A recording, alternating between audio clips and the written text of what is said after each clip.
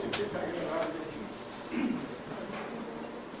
ayudar a los hermanos, ayudar a la familia.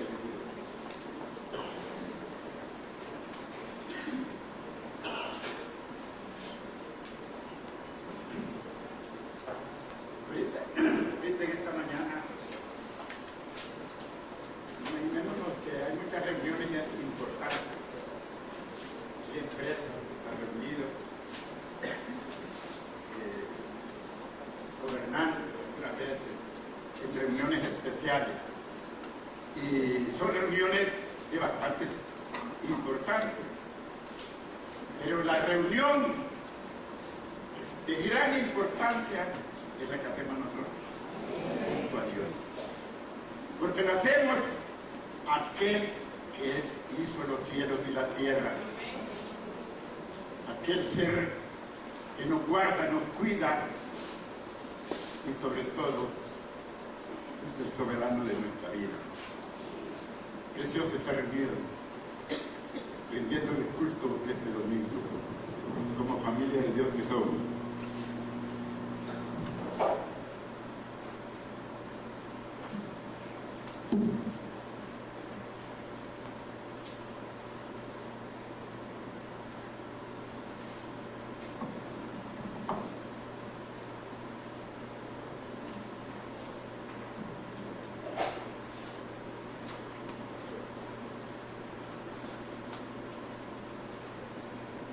Voy a hablar en esta mañana de 6 señales. De 6 señales de un cristiano.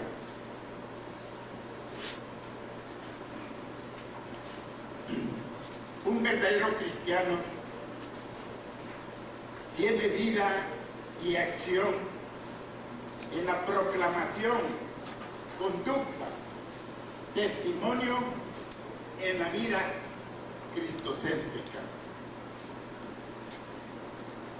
Son muchos los deberes y compromisos en el camino del discipulado de Cristo, pidiendo en primer lugar la aceptación, el arrepentimiento, la justificación, llegando luego a la regeneración, culminando en la santidad. De ninguna manera yo voy a decir, ni ustedes pueden decir, que nos vamos a identificar a través de un carnet que somos cristianos,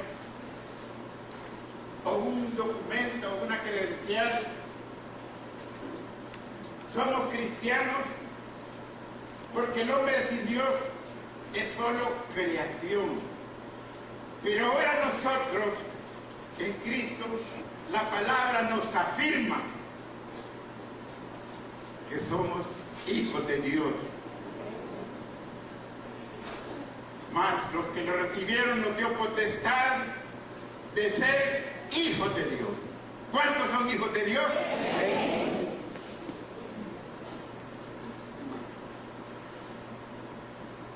¿Cuántos principios y cuántas normas?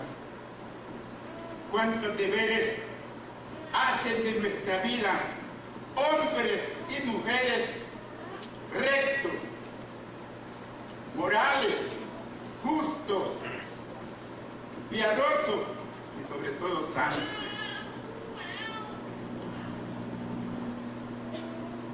Quiero que esta mañana vayamos a la Escritura.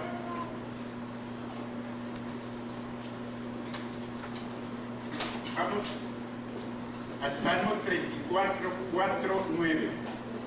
Repito, Salmo 34, del 4 al 9.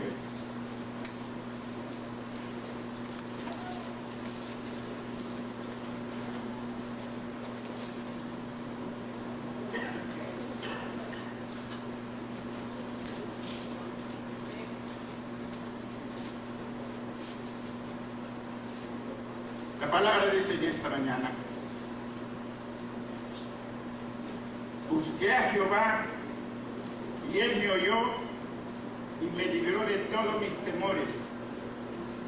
Los que miraron a él fueron alumbrados y sus rostros no fueron avergonzados. Este pobre clamó y le oyó Jehová, y lo libró de todas sus angustias. El ángel de Jehová acampa alrededor de los que le temen y los defienden. Gustad y ved que es bueno Jehová. Dichoso el hombre que confía en él. Temed a Jehová, vosotros sus santos. Triste y penosa la vida actual en una sociedad que está fuera de Dios, sin principios, sin valores, sin ninguna contención para sus malas acciones. Estamos viviendo tiempos malos, nuestras duras, nuestra Centroamérica, crímenes, asaltos, corrupción, violencia, narcotráfico. Hay una incertidumbre social. ¡Cuánta tensión! ¡Cuánto miedo!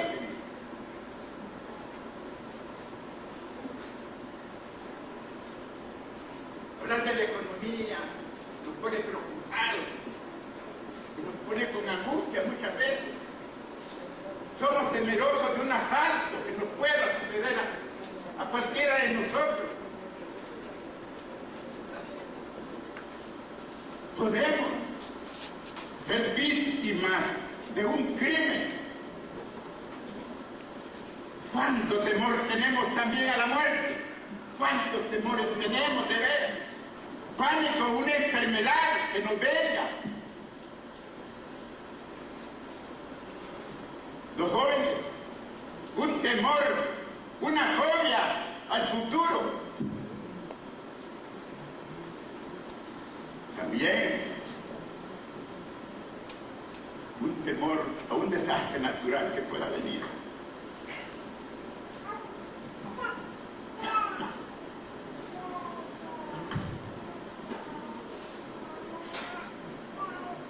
Hermanos, siendo sinceros, el miedo es tan antiguo como la vida misma.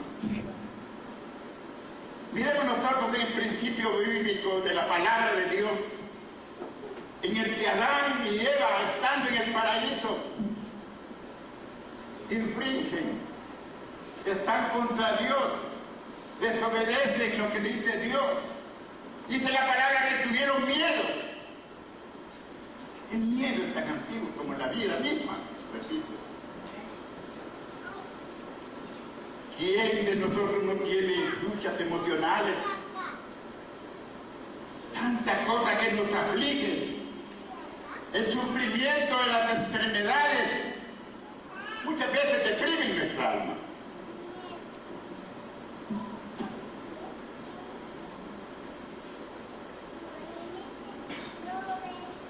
De la palabra, 1 Pedro 5:7 dice, echando toda vuestra ansiedad sobre Él, porque Él tiene cuidado de nosotros. Juan 14:18 dice que en el amor no hay temor, porque el perfecto amor echa fuera el temor.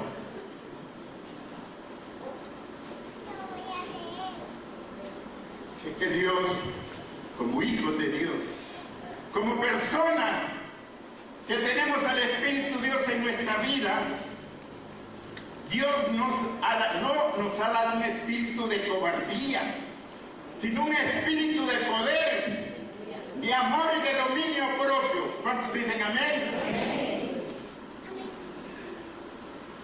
Una personalidad no común. Así tenemos que ser los cristianos.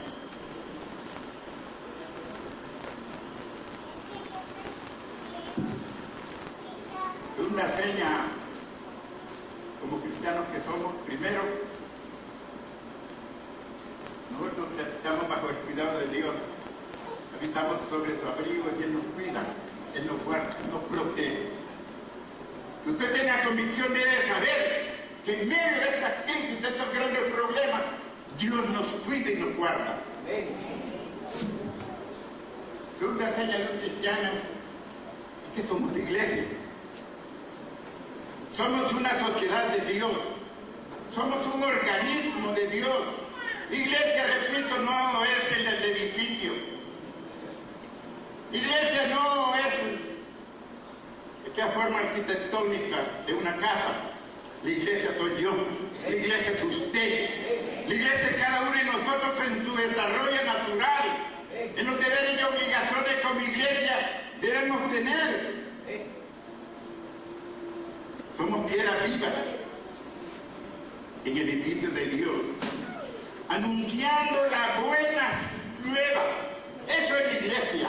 Hombres y mujeres convencidos, persuadidos de que nuestra misión es anunciar la verdad, anunciar el evangelio.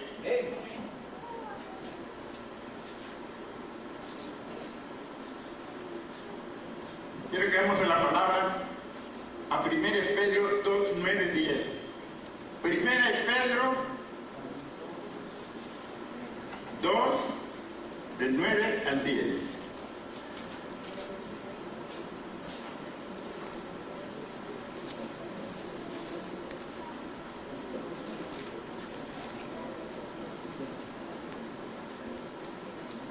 Dice la palabra: mas vosotros sois linaje escogido, real sacerdocio, nación santa, pueblo adquirido por Dios, para que anunciéis las virtudes de aquel que os llamó de las tinieblas a su luz admirable. Vosotros, en otro tiempo no eras pueblo, pero que ahora sois pueblo de Dios. En otro tiempo no habías alcanzado misericordia, pero ahora has alcanzado misericordia. La palabra de Dios nos dice que somos linaje especial, linaje escogido. No somos cualquier cosa, somos especiales a los ojos de Dios. Y más que eso, nos hizo una nación santa,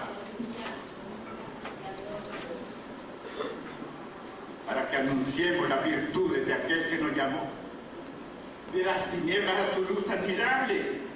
¡Qué privilegio! ¡Qué privilegio, hermano! ¡Qué gran privilegio de nosotros como iglesia! Que tenemos redención por la sangre de Cristo.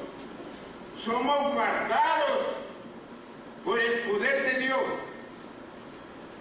Somos personas que tenemos una corona de gloria. Estamos sentados en lugares celestiales. Y tenemos lo más hermoso. Tenemos una gran esperanza. La esperanza es que transitamos por esta vida. Cruzamos el tiempo que Dios quiera aquí en esta tierra. Pero cuando el Señor lo llame, nos llamará a ese lugar especial, a su reino, a ese lugar que no habrá dolor, no habrá tristeza, no habrá angustia, no habrá preocupaciones. Ese lugar en el cual estaremos con nuestro Dios. Ese lugar en el cual estaremos allá, en esos lugares especiales que Dios ha hecho. Cuando miramos la inmensidad del universo y pensamos tanto que ha hecho Dios, no se va a desperdiciar. Dios ya tiene preparado a los lugares en el cual vamos a estar.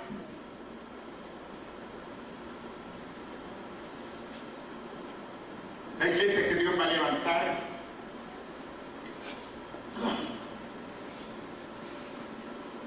no solo es para cultos, tenemos brazos sociales.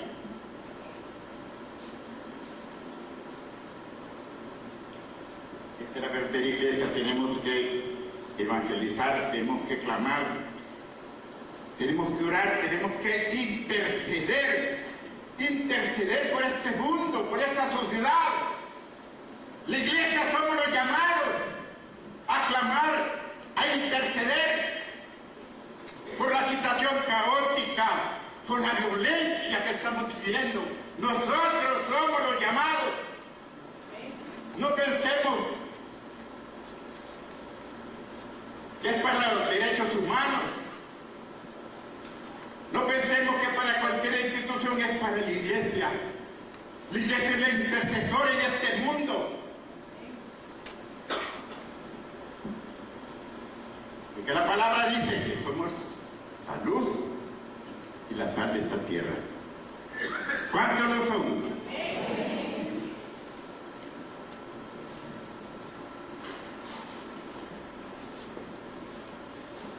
Otro de los deberes solo en las señas de un verdadero cristiano es que somos hombres un poco raros en el sentido que nosotros hablamos con Dios. Nosotros platicamos, nosotros les ponemos a Dios, nosotros le rogamos, pedimos, hablamos con nuestro Padre. Como cristianos que debemos ser hombres de oración. Es una tercera señal en la vida espiritual. Dice la palabra, mi casa será llamada casa de oración. La iglesia debe ser un pueblo de oración, una nación rogando y clamando por la piedad del mundo hacia el Dios verdadero. Hay congregaciones que no doblan rodillas, usando este sistema, usando esta mística. Si una iglesia no hace eso, no hace oración de intercesión, con ruego, con clamor, va a ser una iglesia débil, una iglesia sin poder.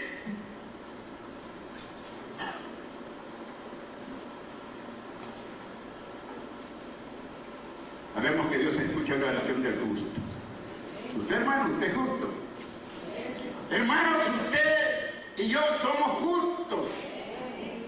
Hemos encontrado a Jesús, hemos tenido un encuentro con Él, caminamos por sus caminos en obediencia. Dios nos escucha. Y lo importante es estar atento al clamor de tu pueblo. Ahora, indudablemente que los ateos, los inconversos, los incrédulos, en los grandes problemas personales, problemas familiares, problemas nacionales, ellos no acuden a la oración, no creen en ella, porque Dios escucha, es la oración del justo, y usted lo es. ¿Saben? Dice la palabra, alzaré mis ojos a los montes, ¿de dónde vendrá mi socorro? Mi socorro viene de aquel que hizo los cielos e hizo la tierra. También dice la palabra que si permanecéis en mí y mis palabras permanecen en vosotros, pedid todo lo que os queráis y será hecho.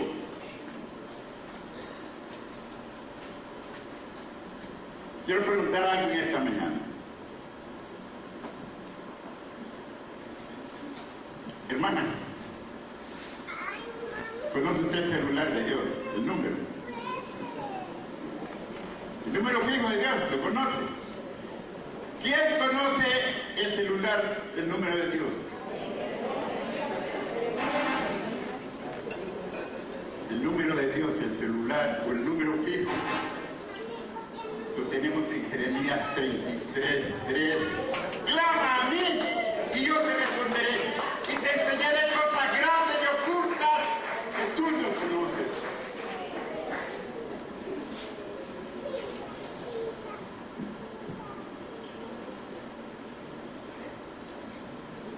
Pregúntenme esta mañana, ¿por qué oramos de veras? ¿Por qué oramos? Tienen que para orar, hay que saber orar. Orar no solo estar haciendo rogativas de dame, y esto y el otro, que tengo este problema. ¿Por qué oramos?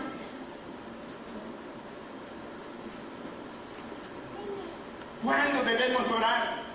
¿Cuándo debemos orar? Hermanos, tenemos que orar en todo tiempo. En tiempo de bonanza, en tiempo de enfermedad, en tiempo de problema, en todo momento dice la palabra, orar sin cesar. Le dice a la iglesia, orar sin cesar. Mire, hermano,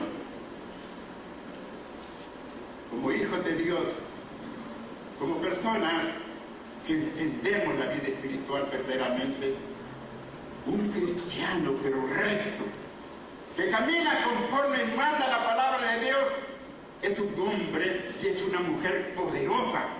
Porque tenemos 5 armas poderosas. 5 armas. Y en los grandes problemas de la vida, en las grandes situaciones negativas, en todo momento tenemos 5 armas que usted debe usar. Y muchas veces no se usan. La primera arma poderosa que tenemos es la palabra. La palabra es la voz de Dios. La palabra es la palabra de orientación para cada uno de nosotros. Es el consejo de Dios, la palabra, pero la palabra no es recitarla sin convicción ni seguridad de lo que está diciendo la palabra. Segunda arma, la sangre de Cristo, en el cual que a través de ella tenemos la salvación, que a través de ella somos justificados. Es un arma poderosa, la sangre de Cristo. En cualquier circunstancia, use la palabra, la sangre de Cristo. Tercera palabra poderosa para un cristiano que debemos usar es el nombre de Jesús. Pero muchas veces lo usamos cuando alguien estornuda. Jesús le valga, y cuando están estornudando. Hermano, la palabra dice que el nombre de Jesús tiene un gran poder, porque es el Hijo de Dios. Cuarta es la oración, la que estamos hablando.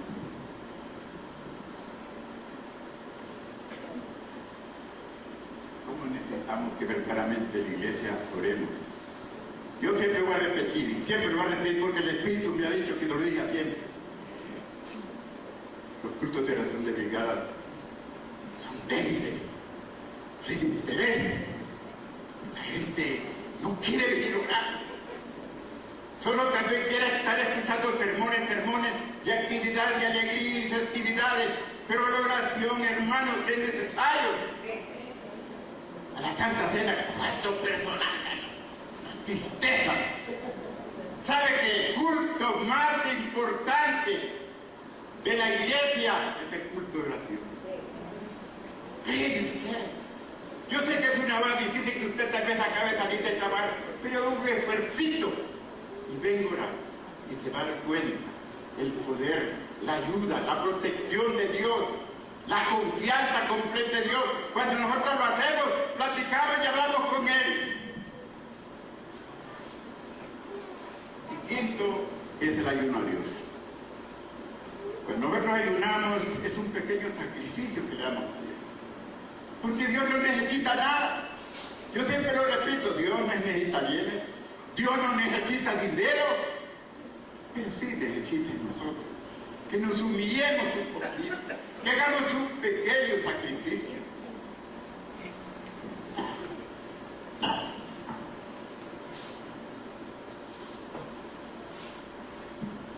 Y cuarta señal de un cristiano es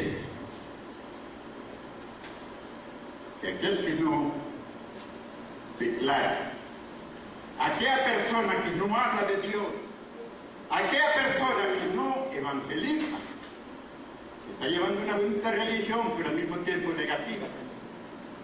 Es que nosotros no somos una religión común, nosotros somos una fe en el cual somos obedientes a tu palabra.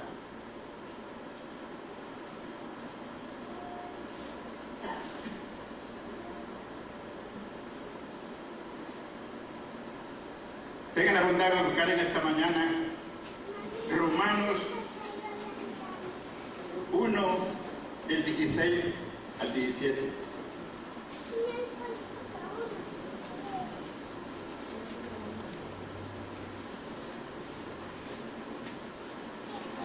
Un hermano que ponga el pie, que me ayude a leerlo, por favor. Romanos 1, 16, 17.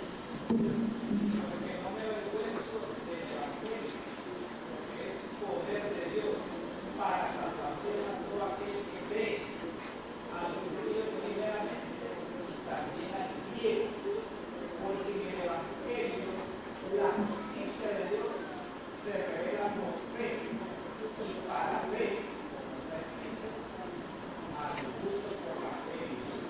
Gracias, hermano. Gracias, hermano. Aquí nos habla Pablo que no me avergüenzo del Evangelio. ¿Habrá hermanos que se avergüencen del Evangelio? Solo Dios sabe. Solo Dios sabe que se avergüenza del Evangelio. El Evangelio es el poder de Dios.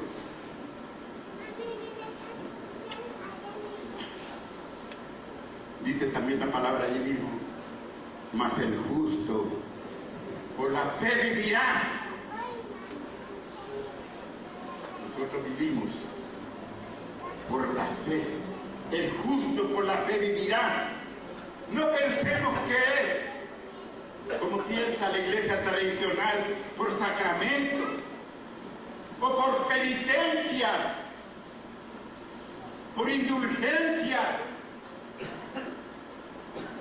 Qué bien entendió Martín Lutero cuando leyó que el justo por la fe vivirá.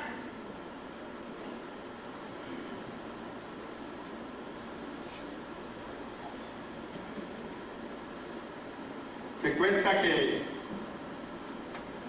en cierta ocasión un hombre le preguntó a uno de esta secta de los testigos de Jehová.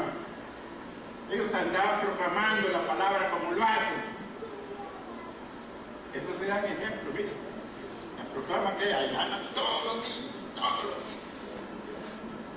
Pues se cuenta que este hombre le preguntó a esta persona que andaba haciendo la proclama de su religión, testigos de Jehová, y le dijo: ¿y ustedes por qué se hacen llamar testigos de Jehová? ¿Cuál es la razón por lo que ustedes se hacen llamar testigos de Jehová? ¿Acaso estuvieron ustedes cuando Dios hizo los cielos y la tierra? ¿Acaso ustedes fueron testigos cuando Dios hizo al hombre? Cuando Dios separó la tierra de las aguas. Ustedes no son testigos, ustedes no vieron eso. Ustedes no estaban ahí. Por lo tanto, yo no les creo. Porque la palabra nos dice en Proverbios 14:5, el testigo verdadero no mentirá, mas el testigo falso hablará mentira. Estos señores no creen en Jesucristo, dicen que es un profeta. Estos señores, esta religión, hablan y no piensan que la oración es algo especial. Muchas veces detestan a la oración, en la oración profunda de clamor. No, ellos no están de acuerdo con esto. Ellos no creen en el Espíritu Santo. Dicen que es una influencia nada más. Hablan de la salvación de 144,000. Ahora, el Señor nos dice a nosotros, iglesia verdadera: vosotros sois la luz, vosotros sois la sal de esta tierra. Y a cualquiera, pues, que me conceda ante los hombres, yo también le concederé delante de mi Padre que está en los cielos. Jesús nos dejó el mensaje de compartir. De ninguna manera podemos callar.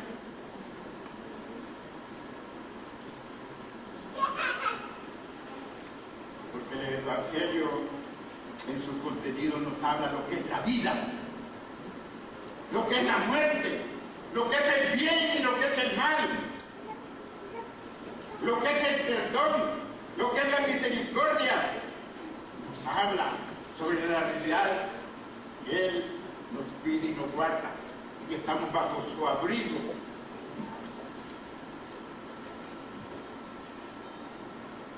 El Evangelio es una empresa divina y humana. ¿Cuánta tarea de alcanzar almas para Dios? Miren, no permitamos que el diablo siga ganando almas. ¿Cómo ha ganado almas el diablo? Seamos prácticos.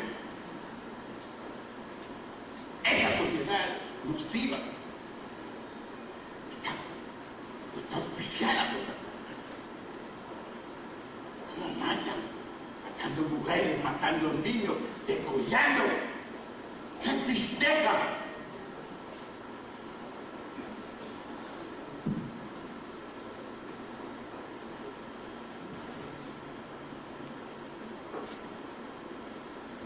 versículo más sagrado,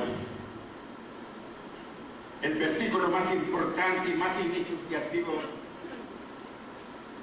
es Juan 3:16. ¿Quién me lo recita? Juan 3:16, ¿quién me lo recita?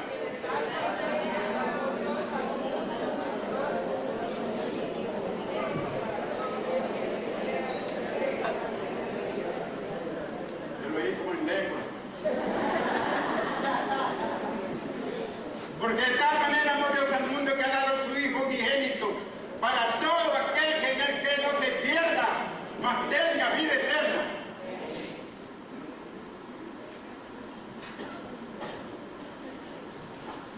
Hermanos, si nosotros sembramos el Evangelio, si usted, si cada uno de nosotros no sembramos el Evangelio, Satanás no va a sembrar. Y me da miedo que pareciera que un poco más adelante.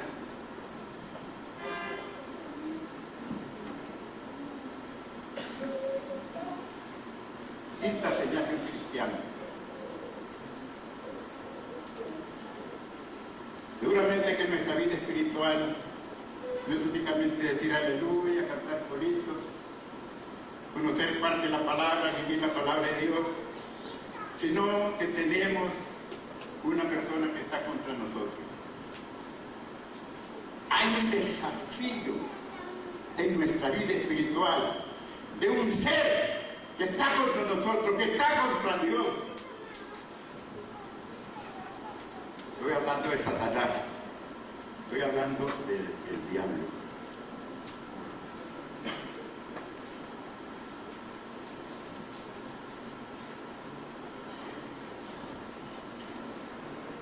Se corría el año de 1320. Dante Alighieri escribía la Divina Comedia. Es un libro que consta de 3 volúmenes. El primero habla sobre el cielo, segundo sobre el infierno y tercero sobre el purgatorio. El contenido de este escrito llenó de espanto a toda Europa, a todo el mundo cristiano lo llenó de espanto. Las ilustraciones que contienen este libro son tenebrosas, presentando el infierno en una forma terrible en sus ilustraciones, en sus dibujos.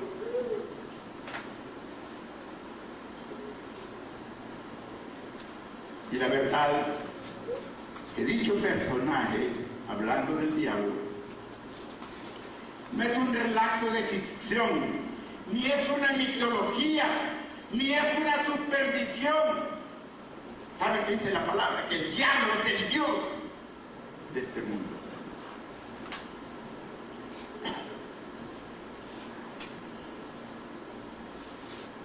Primero Pedro 5, 8, 9. Háganme el favor de buscar.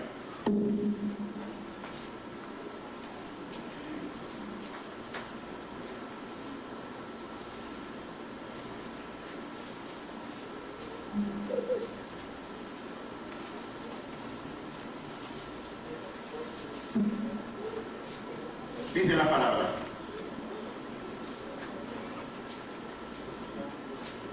sed sobrios y velad, porque vuestro adversario el diablo, como león rugiente, anda alrededor buscando a quien devorar, al cual resistid en la fe, sabiendo que los mismos padecimientos se van cumpliendo en vuestros hermanos en todo el mundo.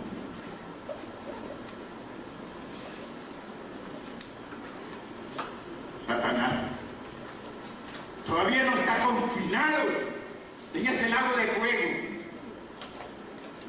ni está bajo la tierra. Él ha venido a matar, a robar, a destruir. Satanás hace su campo de acciones en las calles. ¿Cierto o no es cierto? Su campo de acción está en los hogares, muchas veces en los matrimonios, en la familia. se mete en los barrios, en las ciudades, en las naciones.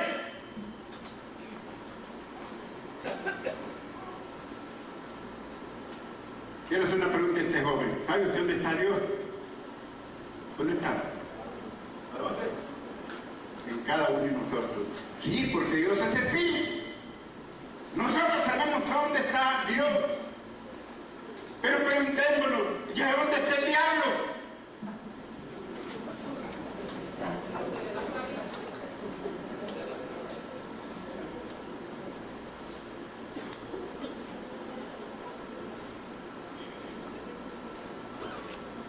¿Sabe dónde está el diablo? Ponga el noticiero de hoy y de todos los días. Ponga las noticias. Y podemos ver las acciones tristes, tenebrosas, de crimen, de violencia.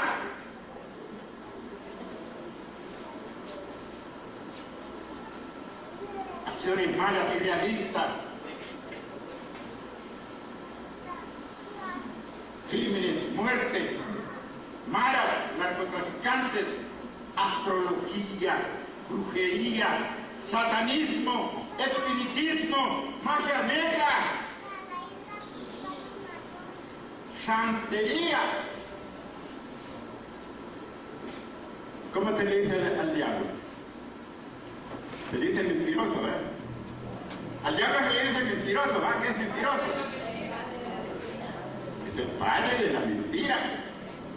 Y fíjese que él en su pensamiento dice que para él el odio es bueno. El mentiroso, el diablo dice que la mentira es excelente, que el asesinar es un arte, que robar es esencial, que la codicia es bienhechora, que la corrupción es un deber. O sea, que lo malo lo llama bueno ya. Mas nuestro Dios, que es la verdad, nuestro Dios nos da amor, nos da la salvación, nos da protección, nos da integridad como hombres y mujeres, nos da paz, nos llama bienaventurados. Y al hablar de la palabra bienaventurado, nos está exponiendo y nos está clasificando que somos hombres felices, que aunque no tengamos, porque el mundo piensa que la felicidad estriba en el dinero, en los bienes, en las comunidades, pero Dios nos llama bienaventurados, en otras palabras, felices. Yo no sé, hermanos, en esta mañana, yo a pesar de que no tengo nada, hablando de bienes, pero soy feliz, a pesar de mi vegetorio, de mi edad y todo, pero soy un hombre feliz. Pregunto yo, ¿es usted feliz? Ojalá que sea, que lo siente, que lo diga.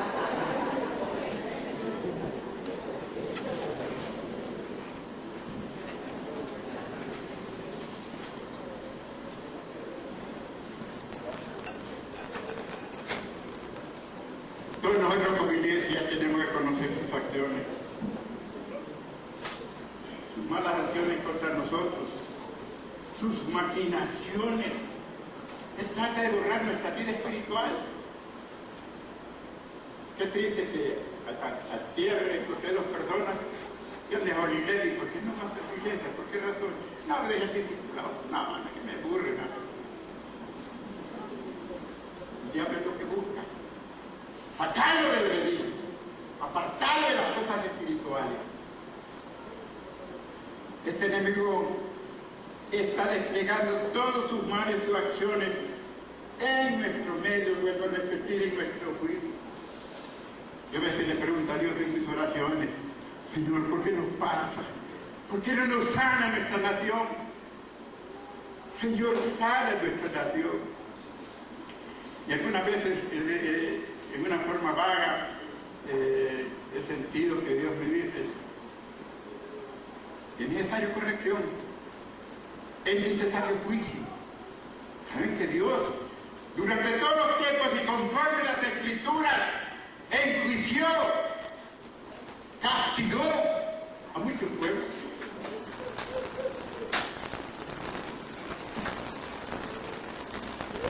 Yo me pregunto, ¿será juicio de Dios? Sí, se nos está pasando. ¿Qué es lo que piensan ustedes? ¿Será juicio de Dios? En esta iglesia no estamos haciendo lo que nos pide, arrepentimiento verdadero, clamar, pedir, orar, pero con clamor, no recitar palabras como si fuera una oración, un poema, una poesía.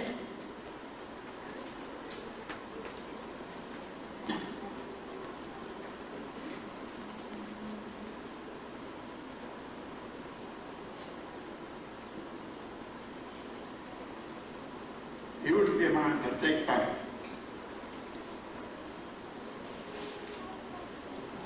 Es que necesitamos un avivamiento.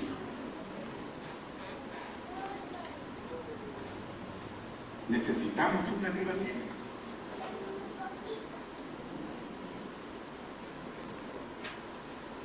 Dios nos pide avivar su obra en medio de los tiempos. Habacuc da una palabra que nos recuerda, una palabra que nos anima, una palabra que nos confronta, y es: oh Jehová, aviva tu obra en medio de los tiempos, en medio de los tiempos, hazla conocer.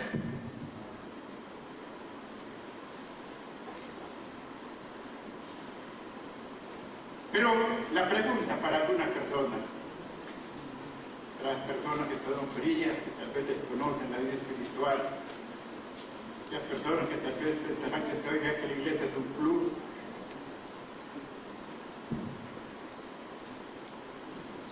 ¿Qué es avivamiento? Avivamiento espiritual es un fuerte despertar en Dios. Es una acción del Espíritu Santo que recupera, que restaura, que da sanidad espiritual. Sabe que en todos los tiempos y en todas las épocas, Dios ha dado esa bendición a los pueblos, a las iglesias, en una forma individual. En el Antiguo Testamento,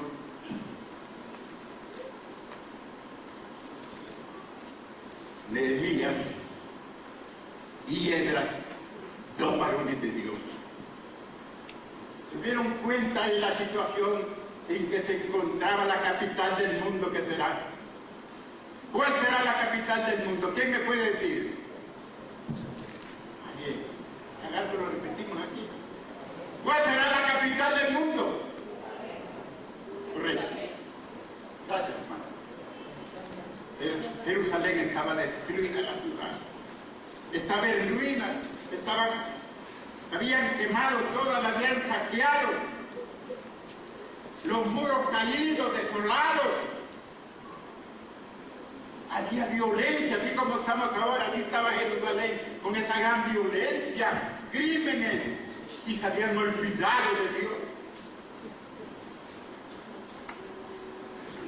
Pero Dios puso a este varón, Nehemías y a Esdras, para que reconstruyeran aquella ciudad, y la reconstruye.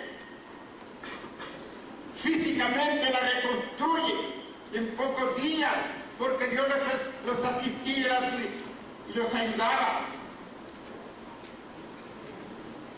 Lo que hizo Nehemías al ver la situación de Jerusalén, como estaba, la violencia, no creía ni en Dios, se habían olvidado de Dios. Nehemías y Esdras reúnen a toda la población de Jerusalén en una inmensa plaza y empezaron a leer las escrituras desde el mediodía hasta que amanecía. Pero no la leían como leer el Quijote de la Mancha, o como Blanco Olmeda,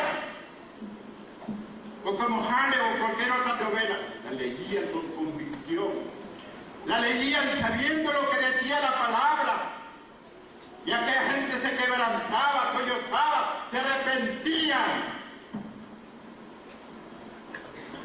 Durante 7 días, desde el mediodía hasta que amanecía, 7 días, leyendo la palabra de Dios, vino un avivamiento colosal, grande, precioso, en el cual todo aquel pueblo alababa, clamaba a Dios, había alegría, había gozo, había satisfacción, había convicción. Nuevo Testamento.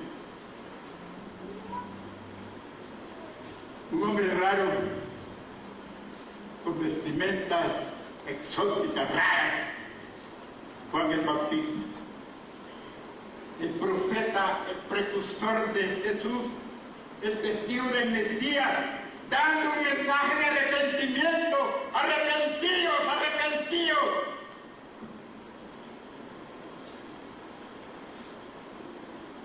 La gente, la muchedumbre, buscaba a Juan el Bautista. El río Jordán era el centro de operaciones del bautismo y llegaban centenares de personas a bautizarse. Hambre de Dios.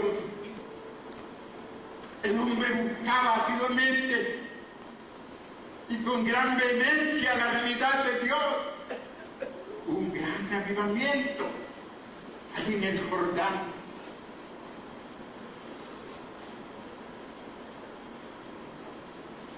Otro gran avivamiento, uno de los más grandes que se ha dado en la historia bíblica, en la historia del Señor, en la historia de Dios, es aquella en que Jesús, después de llamar a sus discípulos, después de haber segregado 120 discípulos que habían creído,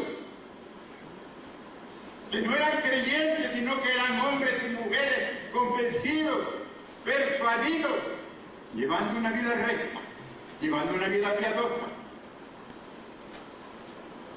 Jesús partía para los cielos y sabía que tenía que establecerse en Grecia.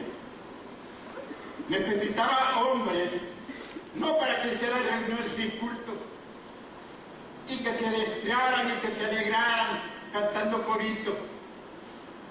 Les dijo, váyanse a Jerusalén, allí a una fiesta internacional agrícola que se da a Pentecostés.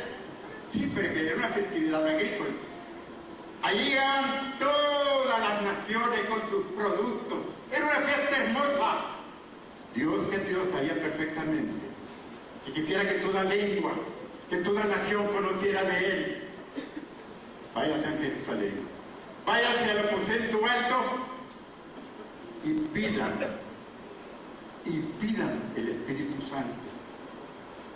Y pidan el avivamiento más hermoso que se pueda dar. Aquellos 120 fueron obedientes y estuvieron 10 días en oración. Y aquí en Miércoles no quiere venir, pero ni media hora orar. Disculpe, pero es que el Espíritu me dice,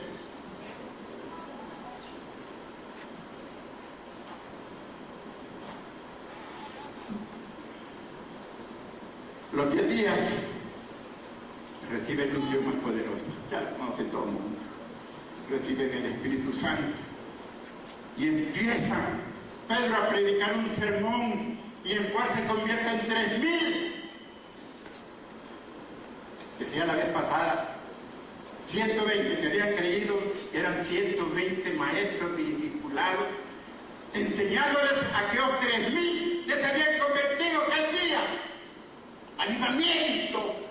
Cómo la gente buscaba a Dios, cómo alegraba las cosas de Dios, cómo eran obedientes a su verdad, a su palabra. Más adelante, un hombre común, podríamos decir, un diácono, Felipe, predicando la palabra de Dios allí en Samaria. Sus prédicas eran poderosas, habían sanidades, habían milagros, un gran avivamiento en Samaria. ¿Cuántos avivamientos da Dios? Durante todos los tiempos Dios da avivamiento. Ahora permitemos en el tiempo actual y en tiempos modernos dará eso, Señor. Han habido avivamientos hablando del tiempo moderno, en Inglaterra, fue tremendo el avivamiento que hubo, Londres y todo, era el centro de aquel gran avivamiento. Avivamiento en Escocia, en Alemania, en los Estados Unidos, en Corea. ¿Saben que la iglesia más grande del mundo está en Corea? Cuando apareció ese avivamiento en Argentina, avivamiento en Nueva York, en una ciudad más grande que hay, en el tabernáculo de esa iglesia famosa, en la calle Asunza. Mire, yo tengo 83 años y yo me recuerdo de la primera iglesia aquí con mi abuela. Yo conocí la segunda iglesia que se formó también aquí en Tegucigalpa. Y recuerdo que en 6 años me llevaron una doctrina, yo recuerdo perfectamente. En aquel tiempo ser cristiano, óigame, ser cristiano en aquel tiempo era terrible. El cristiano le decían hijo del diablo, los apedreaban, los insultaban. Y todavía en mi mente tengo el recuerdo de algunos cristianos que conocí. Porque un cristiano era conocido en Comayagüela y en Tegucigalpa. Recuerdo de Genara Chavarría, de Carmen de Cantón, recuerdo de muchos hermanos, cómo los molestaban, cómo los apedreaban. Y hablando de la calle Azusa, yo creo que nosotros, los primeros misioneros que vinieron aquí a Honduras, vinieron de este avivamiento del tabernáculo en Nueva York, en la calle Azusa. Era tremendo esos cultos, miles y miles y miles de personas con hambre de Dios.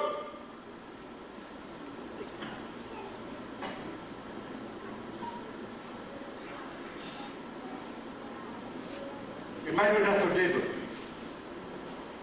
razonemos, hagámonos las siguientes preguntas. Porque hay muchas congregaciones que están deplorables, que están apagadas, que están tristes, iglesias rutinarias, débiles. Muchas veces están haciendo la obra de Dios en el Espíritu Santo.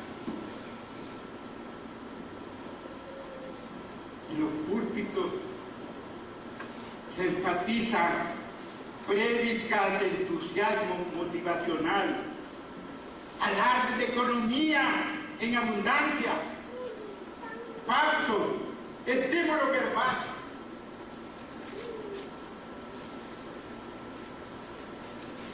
Homilías de prosperidad, prosperidad sugestiva, siembras utópicas. Seamos sinceros. Dios es Dios. No lo negamos que Dios es un Dios de oferta, pero también Dios tiene demandas para cada uno de nosotros. No nos engañemos. Dios no puede ser burlado.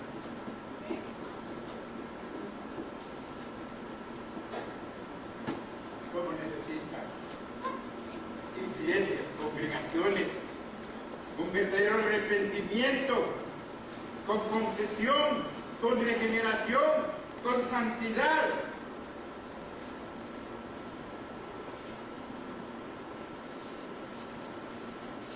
¿Qué causa?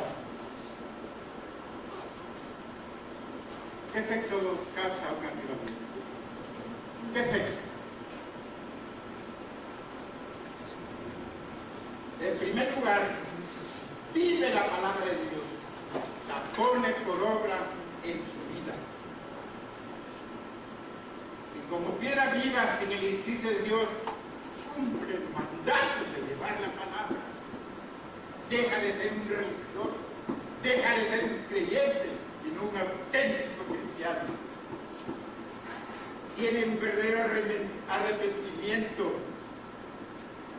Es franco, es genuino, es un hombre y una mujer lleno, pero lleno de fe. Su vida indudablemente, su vida es alegre, goza, como decía al principio, goza de la verdadera felicidad.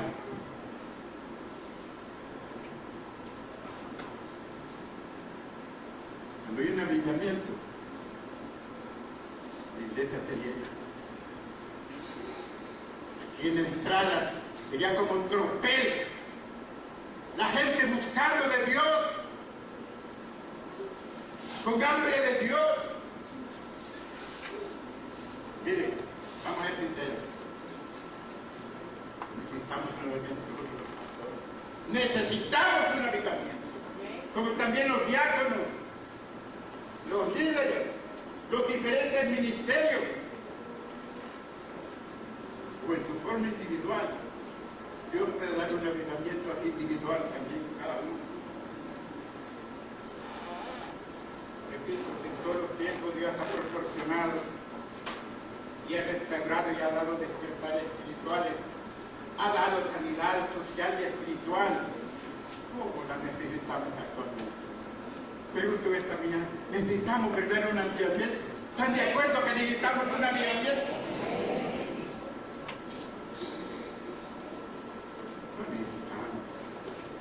No necesitamos.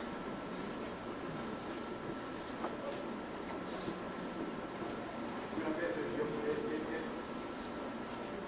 exactamente tuviéramos esta motivación, miramos a nuestro alrededor, miramos nuestro medio ambiente, miramos a toda esta gente sin Dios.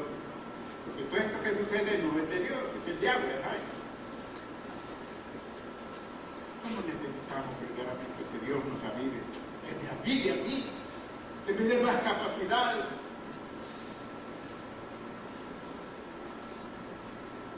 Es que nosotros no estamos estructurados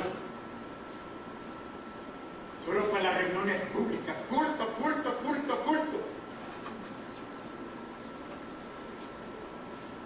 Debemos salir con poder a declarar, a proyectar la sanidad de nuestro Dios. Yo quisiera hacer una oración esta mañana. Si hay una persona que quiere que hagamos oraciones, voy a pedir que pongan de pie. ¿Habrá alguna persona que quiera que oremos? ¿Cuántas necesidades tenemos? ¿Cómo estamos? ¿Cómo está nuestro pueblo? ¿Cómo están nuestras ciudades? ¿Cómo están nuestras familias, Padre? Oh Señor, gracias, Padre bendito, porque tenemos el Espíritu Santo, Padre. Tenemos ese diablo, tenemos ese enemigo, pero tenemos el Espíritu Santo que está en nosotros. Permítenos, Señor, poder ser, como dice tu palabra, ser templo, ser morada, ser casa del Espíritu Santo. Oh Padre bendito, en esta mañana, Señor, le pedimos, Señor, que como iglesia podamos cumplir lo que tú mandas en tu palabra. Te pedimos, Señor, que nos ayudes, que nos avives, Padre. Sobre todo los líderes, los pastores, ayúdanos, Padre. Oh, Señor, no queremos religión. Lo que queremos es la experiencia real y positiva. Y hacedores verdaderamente la palabra. Que podamos, Señor, dar al mundo tu verdad sin temor, sin ningún temor ni miedo. Capacítanos, Padre. Tú, Espíritu Santo, que está con nosotros, te pedimos, Padre. En esta mañana, usted sabe que cada persona que está de pie, tú la conoces por nombre. Tú sabes quiénes son los que en esta mañana han pedido oración. Te pido que los guardes, que los guíes, que nos ayudes, Padre bendito, que podamos ser verdaderamente ser luz, que podamos ser sal verdaderamente de esta tierra, en nuestro barrio, en nuestra colonia, donde estemos, Padre. Gracias, Padre bendito, porque tú eres nuestro Dios, un Dios de amor, un Dios de misericordia, un Dios que está pendiente de su pueblo, de su iglesia, Padre. Oh, gracias, Padre. Gracias, Señor. Gracias, Señor. Gracias, Padre. Gracias, Señor. Gracias, Señor. Porque he dicho, Señor, lo que en esta semana me ha pedido pedir. Necesito avivamiento. Necesito que nos avivemos. Que luchemos diferente. Que no vengamos forzados, Señor, muchas veces, como un cumplimiento social a tu iglesia. Y les hacemos todo, pero el desarrollo, en las actividades necesarias, que se requiere ser iglesia. Bendice cada hermano. En esta mañana queda la bendición del Padre que hizo los cielos y la tierra. En esta mañana queda la bendición de aquel que nos ha justificado. En esta mañana queda la bendición del Espíritu Santo, que está con nosotros, que camina con nosotros y estará todos los días de nuestra vida. Amén y amén. Hermanos, que Dios les guarde y Dios les bendiga.